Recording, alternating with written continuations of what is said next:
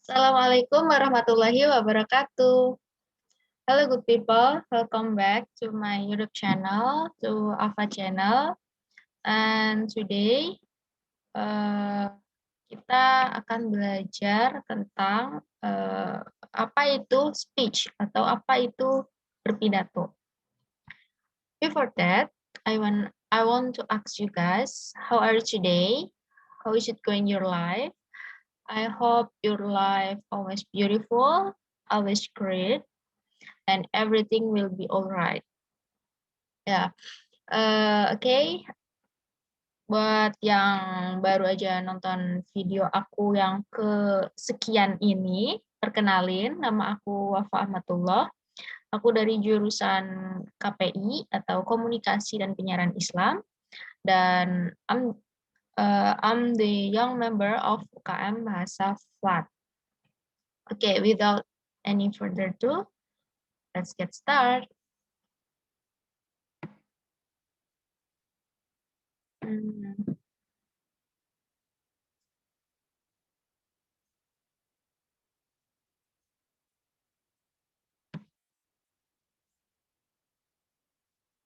Okay.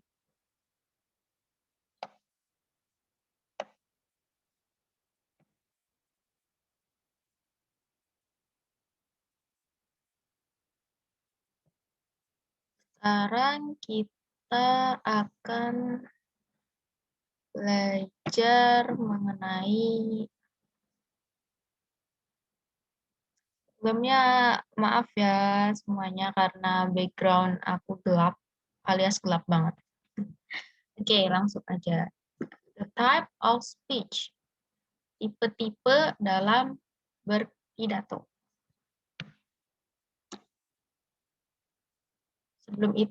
Sebelum kita belajar tentang apa saja tipe-tipe dalam speech, dalam berpidato, we have to know for the first, what's the meaning of speech? Apa itu speech? Jadi di sini dapat aku simpulin bahwa speech is ability to express one's thoughts and emotions by speech sounds and gesture.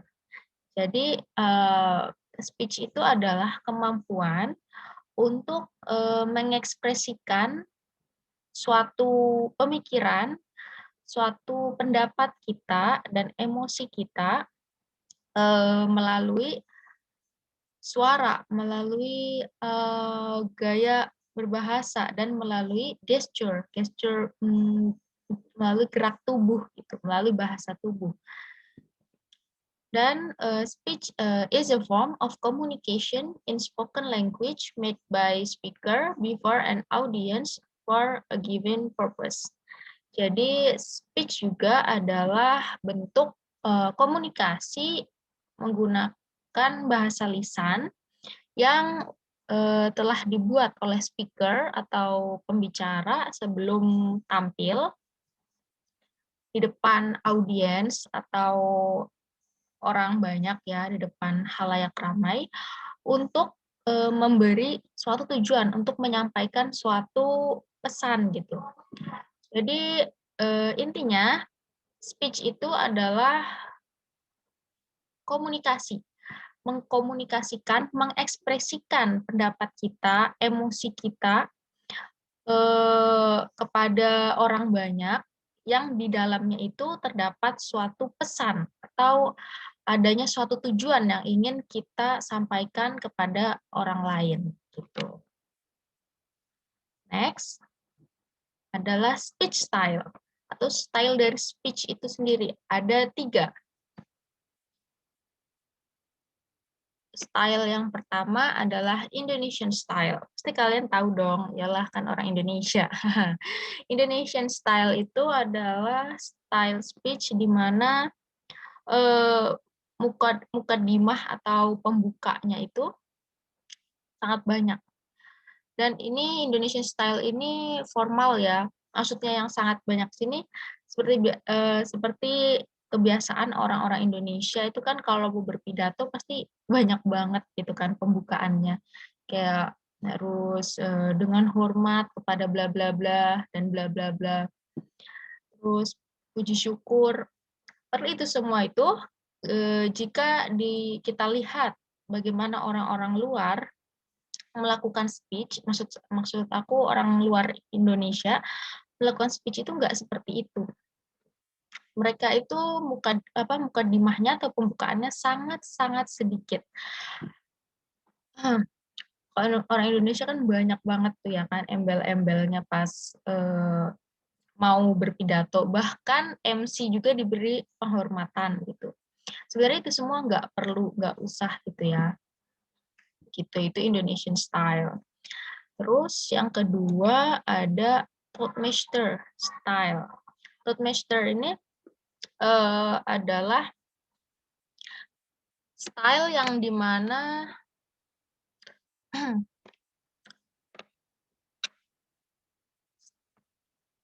ya, yang kedua itu Toastmaster style, yaitu dimana pidato yang memungkinkan audiens untuk mendapat gambaran tentang siapa Anda sebagai seorang pribadi gitu. Maksudnya, jadi di Toastmaster style ini style yang berpidato seperti menceritakan kita gitu, siapa diri kita.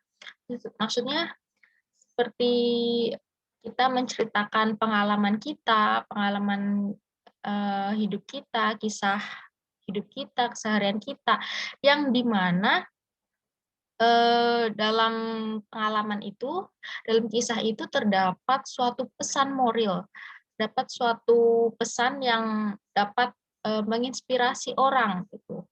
Jadi nggak sembarang kita menceritakan atau berbagi kisah hidup kita kepada seseorang tanpa di dalam itu terdapat suatu pesan gitu ya. Jadi nggak sembarang cerita gitu. Pasti bercerita itu ada ininya, ada pesan moralnya, ada suatu tujuannya di mana orang lain itu dapat mengambil suatu hikmah, gitu, mengambil suatu kesimpulan dan mengambil suatu pesan yang menginspirasi buat dia tiru, gitu, buat dia contoh. Jadi seperti itu. Seperti contohnya Toastmaster ini kayak contohnya kalian mengambil tema persahabatan gitu. Kalian bisa menceritakan tentang kisah kalian dengan sahabat kalian itu. Toastmaster ini informal ya, lebih santai gitu. Penyampaiannya juga lebih santai. Nanti di akhir aku bakal ngasih contoh ke kalian bagaimana Toastmaster itu. Ya, terus misalkan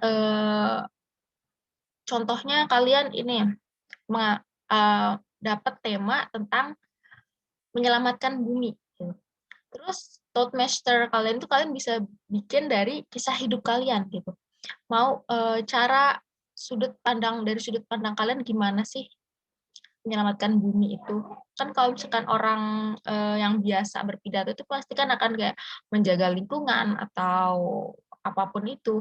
Kalian bisa tuh bikin ke Toastmaster. Kayak misal dengan saya membuat menurut saya menyelamatkan bumi itu bisa dari diri kita sendiri, dari membangun kebiasaan baik dalam diri kita.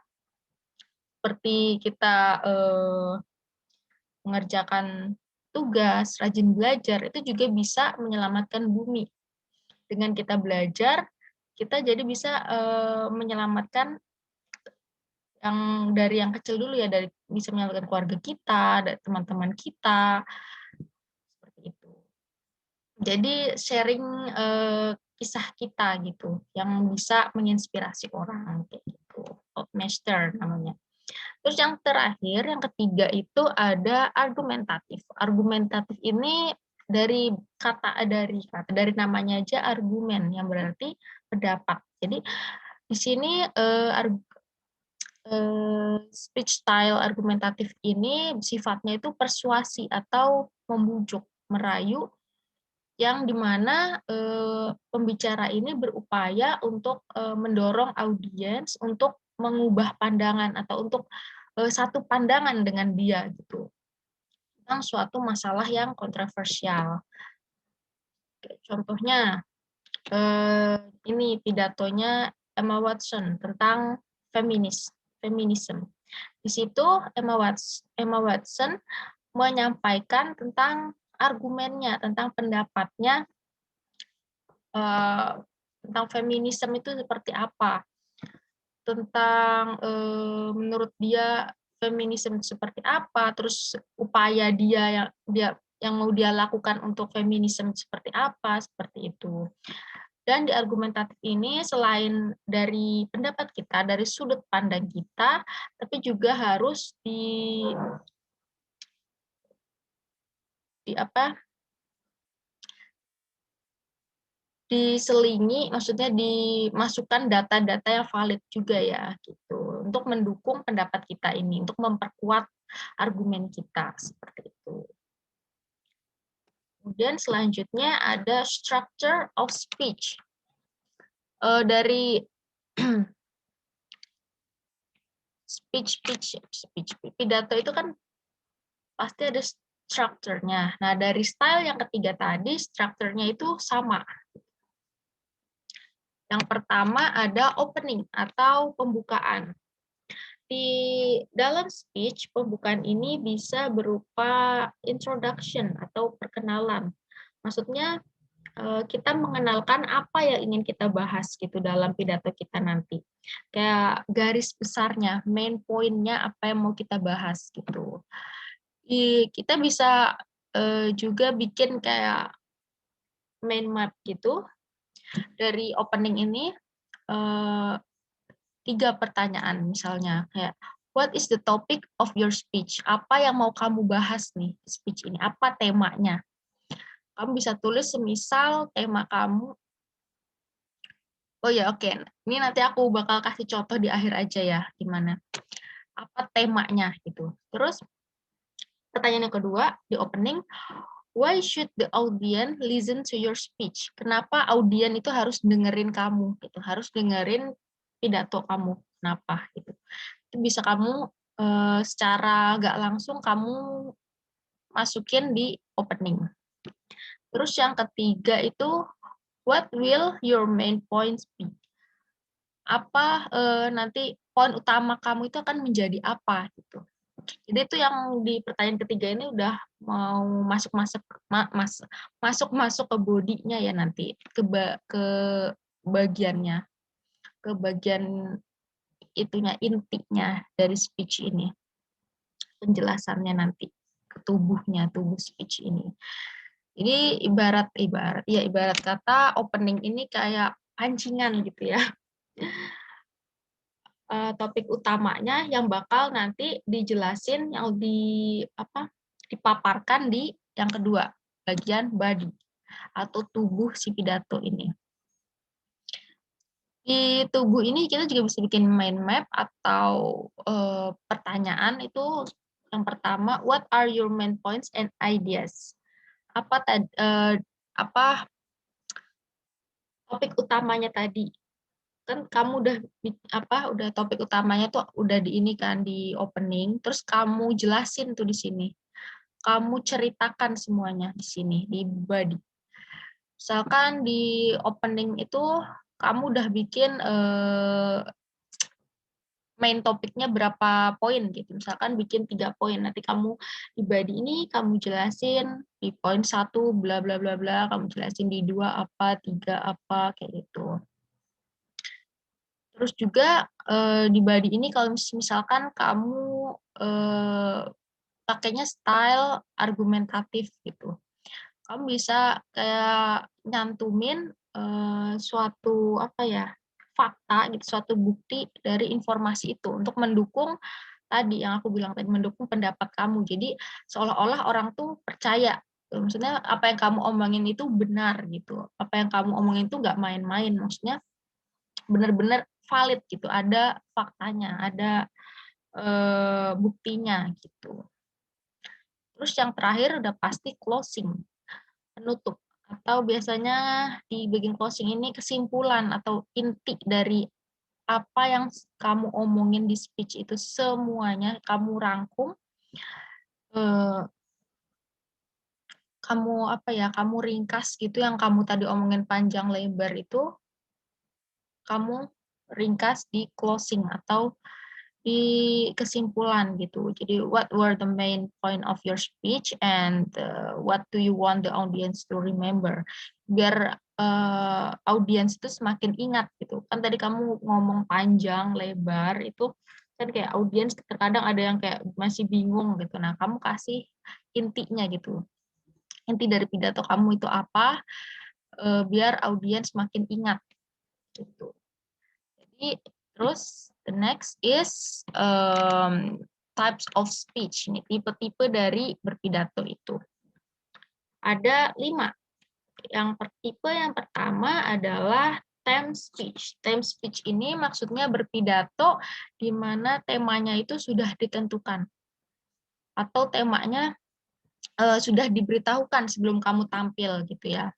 Jadi kamu ada kesempatan untuk ada waktu untuk nyiapin gitu, untuk membuat speech kamu, script speech kamu, naskah speech kamu. Jadi kamu udah bisa apa ya, mempersiapkan ngerangkai kata sebelum kamu tampil. Jadi kamu udah tertata tuh, kamu nyampein apa kamu udah ada ini ya, udah ada ide gitu.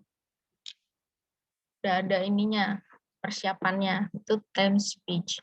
Terus yang kedua ada table topic. Table topic ini biasanya speech-nya itu kayak apa ya, ditanya-tanya gitu. Jadi kayak semisal juri, kamu tampil speech gitu, terus ada gelas atau maksudnya di dalam gelas itu berisi apa yang akan kamu sampaikan gitu. Bukan apa yang akan, ya apa yang harus kamu sampaikan gitu. Seperti diundi gitu. Jadi nanti kamu milih gitu, terus kamu buka temanya apa dan itu kamu harus menyampaikan itu secara spontan gitu. Kamu diberi waktu untuk menyampaikan ide atau gagasan kamu tentang tema yang kamu dapat, tentang tema yang kamu pilih gitu. Atau bisa juga seperti juri yang bertanya kepada kamu. Juri memberi kamu pertanyaan tentang suatu permasalahan gitu.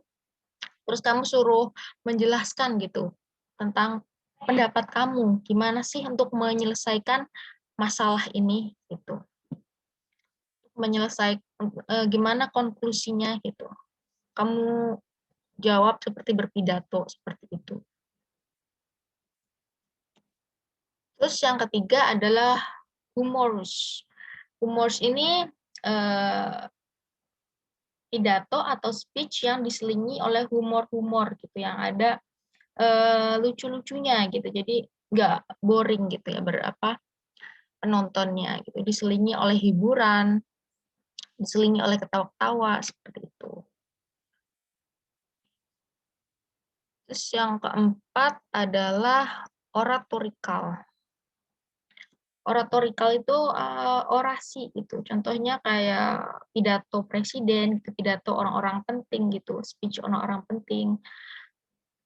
Kayak kepala sekolah menyampaikan pidato, gubernur, wali kota, pokoknya orang-orang penting yang itu disebut oratorical atau orasi. Begitu. Terus yang terakhir ada produk pitch. Produk pitch ini kamu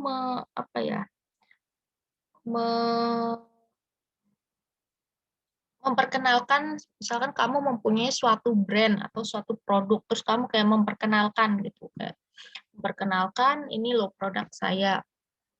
Persuasi ya ini masuknya berarti speech yang persuasi. Jadi speech itu nggak cuma kamu berdiri di podium, terus oratorical tadi itu adalah speech yang kayak pakai podium gitu, untuk orang-orang penting yang terus dia berbicara di depan di podium, itu yang namakan oratorical. Ya masuk lagi ke product pitch. Ini speech yang bentuknya persuasi dan dia itu kayak menawarkan, mempromosikan, memperkenalkan produk gitu. Kalau misalkan kamu punya brand atau produk.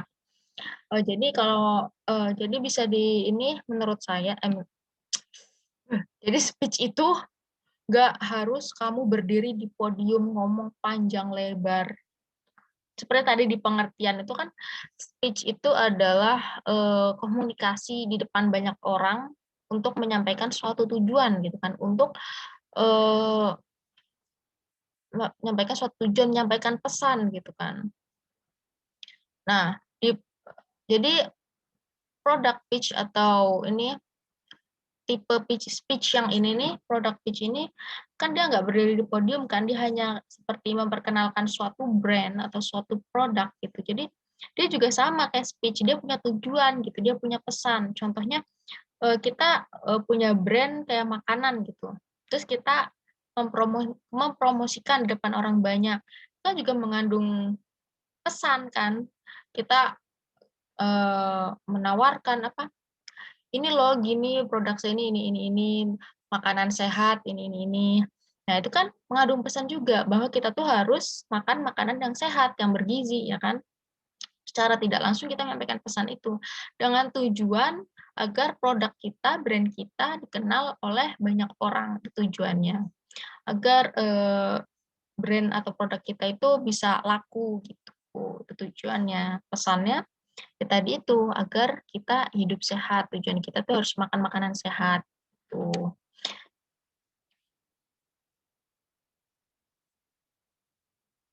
Oke, kita masuk ke contohnya ya, contoh yang tadi structure-nya.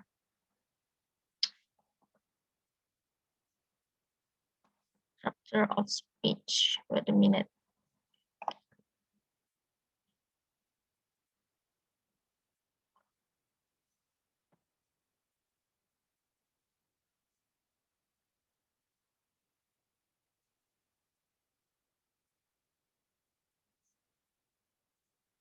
Oke, di sini aku ngambil contoh yang Toastmaster yang disampaikan oleh Josephine Lee. Josephine Lee.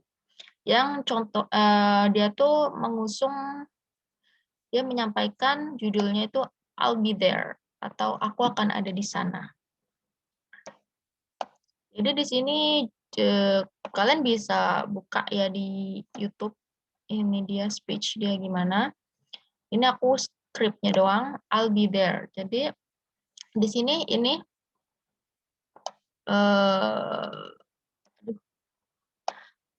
Josephine ini menyampaikan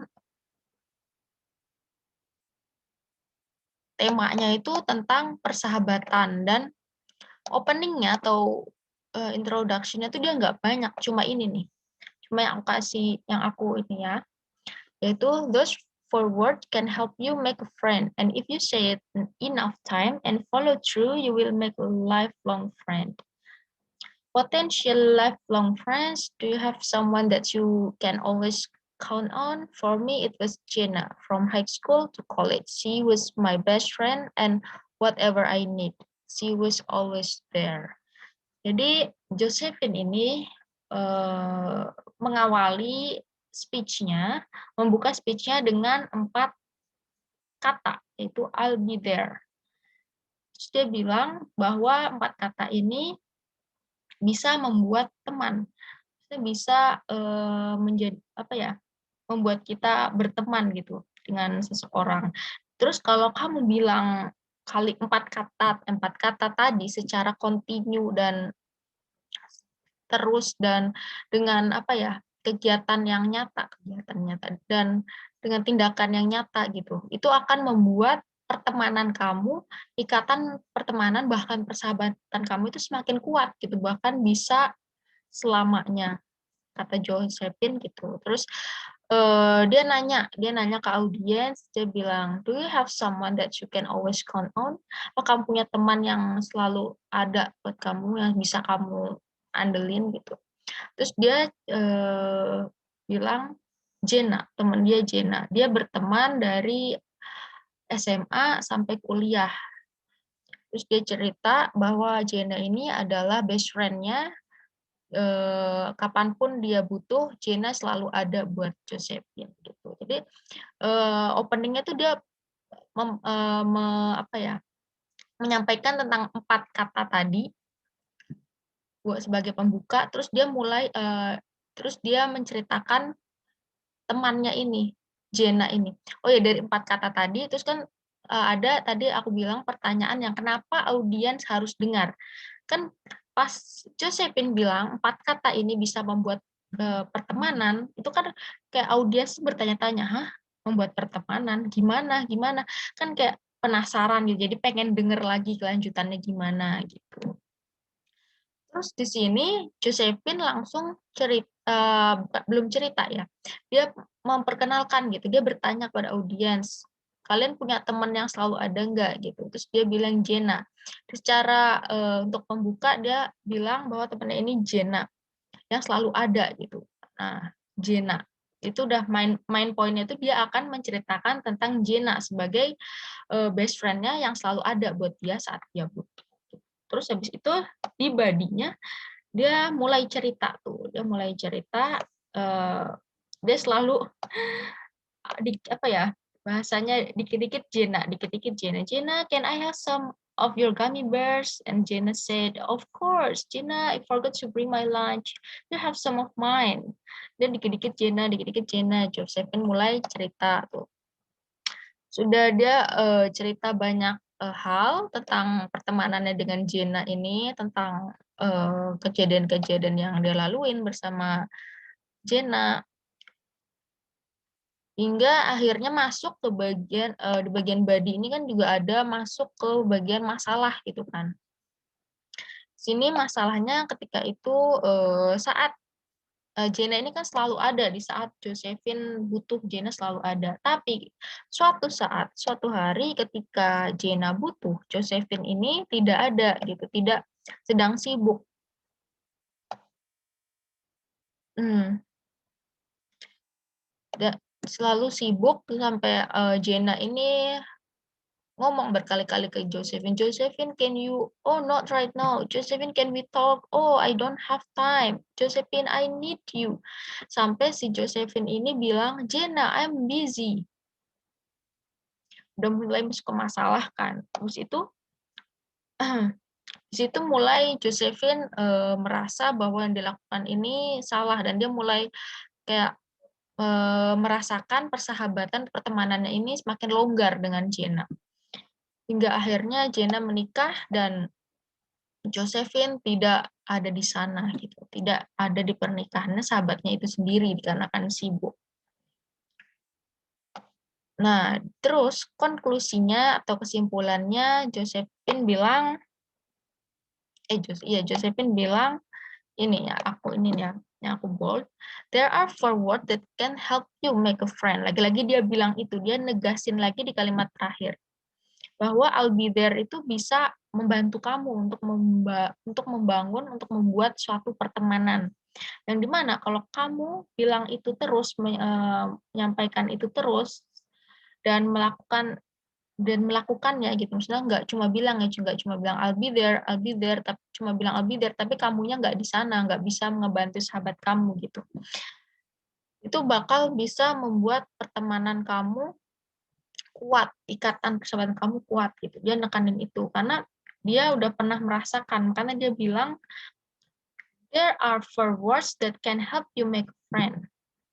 4 kata itu bisa membuat pertemanan, asalkan kamu rajin selalu ngucapin itu dibarengin dengan tindakan nyata, tuh.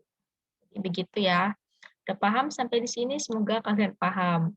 Aku harap apa yang aku sampaikan, tentang speech ini, tentang tips speech, type speech, structure speech, and et cetera, bisa kamu tangkap, bisa kamu ambil, kesimpulannya, dan ya mungkin sampai di sini per pembelajaran kita tentang speech, dalam bahasa Inggris.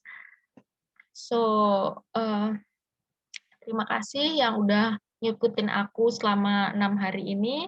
Dari video pertama aku sampai video ke-6 ini, aku ucapin terima kasih banyak. Semoga kalian bisa mengambil pembelajaran di setiap video aku. Semoga bermanfaat buat kalian, buat teman-teman kalian. Dan terakhir aku mau bilang, always take care yourself and stay healthy. I'm Wafa Ahmatullah, and I want to say thank you so much for everything. And yeah, I love you. Bye.